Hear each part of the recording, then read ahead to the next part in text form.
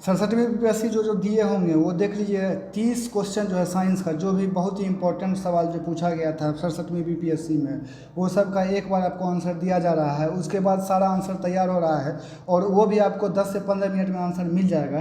तो आप जो है सबसे सटीक आंसर मिलेगा, यहाँ पर आपको ये विश्वास रखना होगा। सबको जो है हमारे टीम के द्वारा तैयार किया जा रहा है। ये 30 क्वेश्चन तैयार हो चुका है, मैथ्स भी तैयार हो चुका है, सबको लगातार अपलोड करूँगा। ये साइंस का क्वेश्चन आप लोग देख लीजिएगा और जिसका जितना सही हो रहा है वो कमेंट के माध्यम से लिखिएगा। पहला देखिए, पहला क्या है, वॉशिंग मशीन का कार्यकारी सिद्धांत क्या है, अपकेंद्रन। क्या है, अपकेंद्रन। देखते जाइएगा, यही सब आप जो लगाए होंगे वो देखते जाइएगा। प्रकाश की गति निम्न में से किस माध्यम में न्यूनतम होती है? तो 4 ऑप्शन था, जिसमें 5वां ऑप्शन भी था, तो इसका आंसर जो होगा वो कांच हो जाएगा। तीसरा क्वेश्चन जो है, निम्न में से कौन सी अदिश राशि नहीं है? तो इसका आंसर हो जाएगा गति। निम्न में से कौन सा अदिश राशि नहीं है? तो गति। और चौथा देख लीजिए, यदि धरती को घूमने की गति बढ़ा दी जाए तो भूमध्य रेखा पर पिंड का वजन क्या हो जाएगा? बहुत ही आसान सवाल है, तो ये घट जाएगा। इसका आंसर हो जाएगा, आप यहाँ पर मैं लगा दिया हूँ, देख लीजिए, ये घट जाएगा। उसके बाद नेक्स्ट जो सवाल है यहाँ पर आप देख रहे होंगे, गति को सर्वप्रथम किसने परिभाषित किया था? तो न्यूटन साहब किए थे। नेक्स्ट है सवाल आपका, किस नियम के अनुसार समान ताप और दाब पर सभी गैसों के निश्चित आयतन में अणुओं की संख्या समान होती है? तो वो ग्राहम का नियम है। तो ये भी आप देख लीजिएगा, जो लगाए होंगे वो अपना टिक करते जाइए। सबसे फास्ट और सबसे सटीक हमारी टीम के द्वारा आंसर तैयार किया जा रहा है, तो वो देख लीजिएगा। आपेक्षिकता का सिद्धांत वो अल्बर्ट आइंस्टीन के द्वारा दिया गया है। एक संवाहक के तापक्रम परिवर्तन के कारण इसमें विभव परिवर्तन होता है, इस घटना को क्या कहते हैं?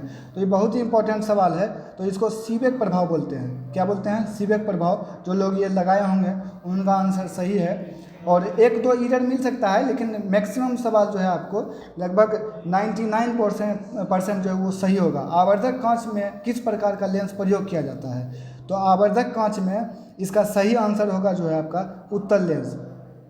ये जो है हमारी टीम के जो तैयार किया गया था, इसका जो है उत्तल लेंस हो जाएगा। चुंबकत्व का अनुचुंबकीय यानी समचुंबक सिद्धांत निम्न में से किसके द्वारा प्रदर्शित होता है? तो ये भी लूसेंट में दिया हुआ है, प्लेटिनम के द्वारा।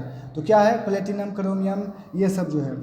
अब देखिए, परमाणु के नाभिक में कौन से मूल कण होते हैं? प्रोटॉन और न्यूट्रॉन, ये 2 मूल कण होते हैं। प्रोटॉन के, ये नाभिक होता है, मान लीजिए नाभिक है, तो नाभिक में प्रोटॉन और न्यूट्रॉन होता है और इसके चारों ओर इलेक्ट्रॉन भ्रमण करती है।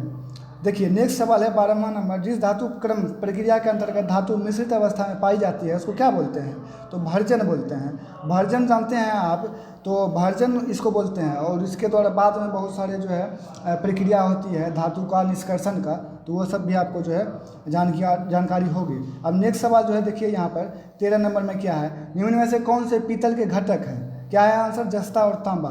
और अनबुझा चूना किसको बोलते हैं? कैल्शियम ऑक्साइड को। Calcium oxide. जंग लगे लोहे के वजन में निम्न में से कौन सा परिवर्तन होता है? यह इसका देखिए, ये क्या है? ऐसे तो आप जानते होंगे बढ़ता है, तो यहाँ पर एक ट्विस्ट कर दिया है, ये लंबे समय तक बढ़ता है, तो ये तो सही है।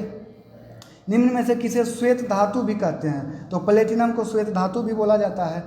और देखिए, नेक्स्ट सवाल आपका 17वां क्वेश्चन है, ये जो है यहाँ पर देख लीजिए, धातुओं, उत्कृष्ट धातुओं के बारे में पूछा गया। तो उत्कृष्ट धातुएं क्या है? इसके बारे में, प्रकृति में शुद्ध रूप में पाई जाती हैं और यूरेनियम एवं सीसा उत्कृष्ट धातु के उदाहरण हैं। तो ये गलत हो जाएगा, ये सही आंसर है, तो केवल 1 इसका हो जाएगा। नेक्स्ट सवाल देखिए 18 नंबर में क्या है, तो इसका दोनों आंसर हो जाएगा। 18 नंबर में, शुद्ध जल में नमक को घोलने से जल का क्वथनांक बढ़ जाता है और जल का हिमांक घट जाता है। ये बात सही है। जल में जब मिथाइल अल्कोहल डालते हैं तो जल का क्वथनांक घट जाता है, ये बात भी सही है। सारा का सारा आपको लूसेंट में ही मिल जाएगा। तो आप समझ सकते हैं कि बीपीएससी भी जो है लूसेंट को फोकस करते हुए सवाल बनाती है। बायोगैस का निम्न में से कौन सा अवयव प्रमुख है? तो ये मीथेन है।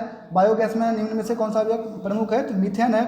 नेक्स्ट सवाल देख लीजिए, यहाँ पर दिया है नेक्स्ट सवाल में, किस रसायन के कारण पटाखा फूटने से चमकदार लाल रंग दिखाई देता है? तो उसका सही आंसर होगा स्ट्रोंशियम। स्ट्रोंशियम लवण युक्त यानी लवणता युक्त वातावरण प्रेमी पौधों को क्या कहते हैं?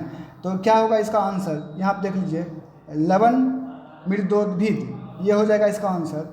हेलोफाइट्स को बोलते हैं अंग्रेजी में। कवक पौधों में नहीं पाया जाता है, तो क्या नहीं पाया जाता है? देख लीजिए, कवक में आपको पता होगा कि प्लांट किंगडम जो होता है उसमें क्लोरोफिल मौजूद होता है। अलगी में, तो प्लांट किंगडम में ही अगर वर्गीकृत कीजिएगा तो उसमें जो है ये क्लोरोफिल मौजूद होता है। लेकिन कवक में एनिमिलिया किंगडम में, ये सब में पर्णहरित नहीं होता है, तो ये ध्यान में रखना है। परागकण की सुपरिभाषा क्या है? तो इसका आंसर जो है, इसका आंसर मुझे ये लग रहा है, ये सही है, थोड़ा सा आप इसको मैच कर लीजिएगा। इसका सही आंसर क्या हो जाएगा, परागकण का परागकोश केसर से क्लोम क्षीर तक अशांत होने की क्रिया, यही है इसका आंसर। 90% मैं श्योर हूँ, थोड़ा सा आप एक बार चेक कर लीजिएगा। पौधे अपना पोषक तत्व मुख्यतः किससे प्राप्त करते हैं, तो मृदा से। देखिए मृदा से पोषक तत्व प्राप्त करते हैं मैक्सिमम जो है। अब देखिए यहाँ पर आपको थोड़ा नहीं दिख रहा होगा तो मैं यहाँ बोल दूँ कि पाइन, स्पर, फर, cedar, larch, spider, Cyprus.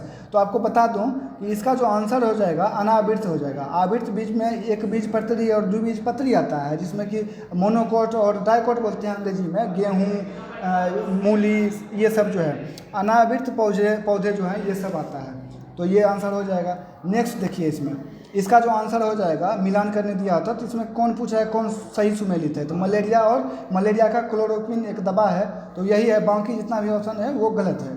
Fast इसलिए बोल रहा हूँ कि इतना जो है मतलब टाइम ना ले। अब देखिए लाल रक्त कणिका विहीन जंतु है, नहीं भी दिख रहा होगा तो कोई बात नहीं है। लाल रक्त कणिका विहीन जंतु कौन सा है, केंचुआ। ये भी बहुत ही इंपॉर्टेंट सवाल है। कार्बोहाइड्रेट के अपघटनोपरांत अंतिम रूप से क्या बनता है, देखिए अंतिम रूप से ग्लूकोज का निर्माण होता है। कार्बोहाइड्रेट का अंतिम रूप से जब विघटन हो जाता है तो उसका निर्माण जो है ग्लूकोज के रूप में होता है। अधिकतर एंजाइम होते हैं। सारा आसान सवाल था, जितना सवाल था सारा का सारा आसान सवाल था। और देखिए नेक्स्ट सवाल है, किस वैज्ञानिक चिकित्सक ने पहली बार टीकाकरण की शुरुआत की थी, तो एडवर्ड जेनर।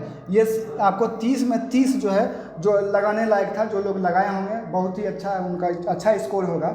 बहुत ईजी सवाल था। और हाँ, जो पढ़े थे उनके लिए इजी है, सारे के लिए इजी नहीं है। तो ये 30 सवाल आपको मिल गया। अब नेक्स्ट जो है जितना भी बचा हुआ होगा, maths, current affairs, history, civics, geography, ये सब को जो मैं एक साथ डाल दूंगा। और मैथ का तो तैयार है, हो सकता है कि मैथ का मैं अलग करके दूं। देखिए अब जो भी आप इसको देखेंगे, इतना फास्ट आपको कोई दिया नहीं होगा आंसर, और इतना सटीक आंसर कोई नहीं देने वाला है। इसलिए आप चैनल को सब्सक्राइब कर लीजिएगा। ये सरकारी नौकरी वाला चैनल है, इसके द्वारा बहुत से लोगों तैयारी कर चुके हैं, और इनके जो डायरेक्टर हैं राजन सर, वो भी बीपीएससी क्रैक कर चुके हैं। तो आप लोग जो है इस चैनल को सब्सक्राइब कर लीजिए। इस चैनल पर बहुत सारे आगे एग्ज़ाम जो भी आएंगे उसकी तैयारी कराई जाएगी। बहुत बहुत धन्यवाद।